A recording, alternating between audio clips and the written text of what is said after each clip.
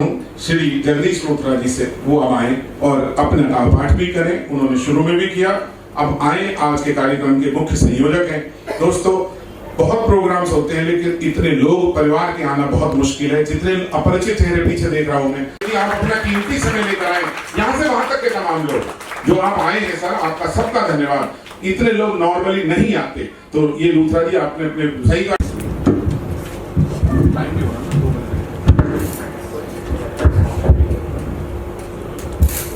Hello hello आदरणीय दिनेश रघुवंशी जी का आदेश हुआ है तो कुछ छोटी छोटी रचनाएं पहले तीखा तल से, फिर कुछ मुक्तक अपनी दूसरी ज्ञान के मोती से करूंगा। एक रचना मेरी YouTube पर बहुत ज्यादा प्रसिद्ध हुई, आप लोगों का बड़ा प्यार मिला और देखते ही देखते 4-5 दिन में ही 1000 से ज्यादा व्यूज हो गए। रचना का शीर्षक है इबादत। फैलाकर अपनी ममता का आंचल, फैलाकर अपनी ममता का आंचल भारत माता ये पूछ रही, बांटोगे कितना और मुझे, मैं निज अस्तित्व से जूझ रही। निर्विकार और निर्विचार ही तुम इस धरा पर आए थे, प्रेम दया और करुणा के 2 बोल तुम्हें सिखलाए थे।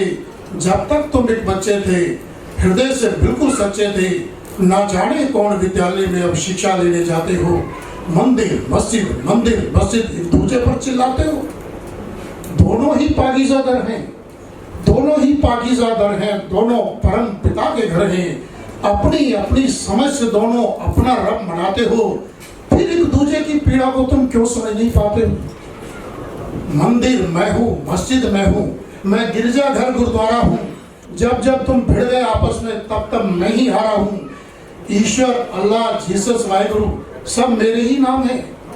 ईश्वर अल्लाह जीसस वाहिगुरु सब मेरे ही नाम है, परंतु तुम्हारे मसलों के चलते ये मजहब हुआ बदनाम है। कभी मोहम्मद कभी राम बन इस धरा पर आया था, परंतु हर युग में आकर मैंने मोहब्बत का पाठ पढ़ाया था। मंदिर मस्जिद के लिए लड़ो मरो, ये मैंने कब सिखलाया था। मैं सृष्टि का निर्माता हूँ, मैं सृष्टि का निर्माता हूँ, तुम सबका भाग्य विधाता हूँ और तुम मेरा मुकद्दर लिखने का ये स्वांग रचाते हो। क्या अपने अपने इबादत घर से यही सीख कराते हो। गर प्यार मुझी से करते हो, गर प्यार मुझी से करते हो तो मन में कुर्बानी का भाव जगाओ तुम। भुलाकर सारे मतभेदों को मेरा उद्गम स्थल बनवाओ तुम।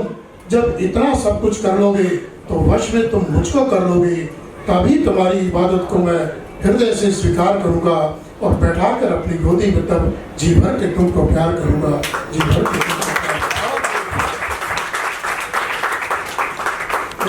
तरह के भावों के साथ। ये हमारे आजकल दिखा हुआ धर्म रूप बहुत फैल रहे हैं, पनप रहे हैं धर्म गुरु हमारे, तो उनके ऊपर थोड़ा सा व्यंग है कि निर्लिप्तानंद स्वामी अपने चुनिंदा उद्योगपति शिष्यों के पीछे त्याग का महत्व समझा रहे थे और बाबा जी के भावपूर्ण प्रवचन सुन उनके शिष्य भी भाव विभोर हुए जा रहे थे। स्वामी जी की कही हुई बातों ने तुरंत अपना असर दिखाया और सभी ने एक मोटी रकम का चेक काट बाबा जी के हाथ में थमाया।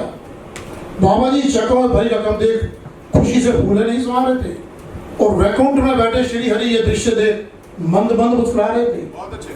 फिर अचानक लक्ष्मी जी से बोले, देवी आपकी भी बड़ी विचित्र माया है, जो आज आपने स्वयं को त्याग मूर्ति कहलाने वाले निर्लिप्तानंद स्वामी का ही मन भरवाया है। लक्ष्मी जी बोली प्रभु, जो लोग आपको पा लेने का दम भरते हैं, मैं तो केवल उन्हीं को आजमाती हूँ, और जो मेरी माया के आवरण को पार कर जाता है उसे आपके शुद्ध सच्चिदानंद स्वरूप के दर्शन कराती हूँ। मेरे जाल में तो केवल वही फंसता है जिसे आज भी विषय रूपी नाम रिश्ता है। एक शंका है प्रभु, क्या यह निर्लिप्तानंद स्वामी अपने शिष्यों का उद्धार कर पाएगा या स्वयं भी भगत प्राप्ति के मार्ग से भटककर बादलों की भांति छिन्न भिन्न हो जाएगा।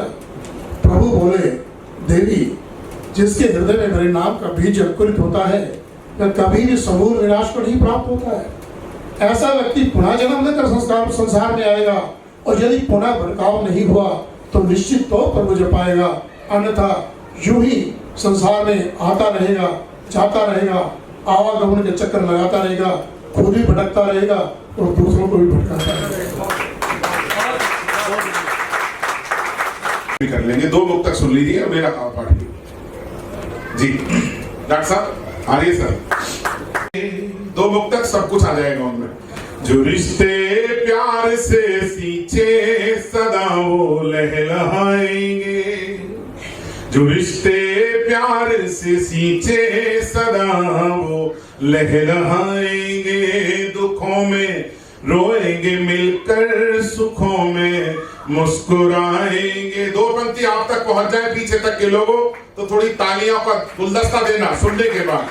जो रिश्ते प्यार से सींचे सदा वो लहलहाएंगे, दुखों में रोएंगे मिलकर सुखों में मुस्कुराएंगे। मेरे जोड़े हुए पैसे भले ना काम आए पर, नागर साहब हाथ खोलना, मेरे जोड़े हुए पैसे भले ना काम आए पर, मेरे जोड़े हुए रिश्ते तो मेरे काम आएंगे। और एक मुक्तक माँ पर या पिता पर बस यही सुना देता। कभी सोचा न था ये जिंदगी यूं जिंदगी होगी, मेरी परछाई तक की मुझसे ऐसी बेरुखी होगी। मिला उपहार बेटे से पिता ने बस कहा इतना, पहुंच जाए तो बता दीजिए। मिला उपहार बेटे से पिता ने बस कहा इतना, घड़ी मत दे मुझे बेटे समय दे दे खुशी होगी।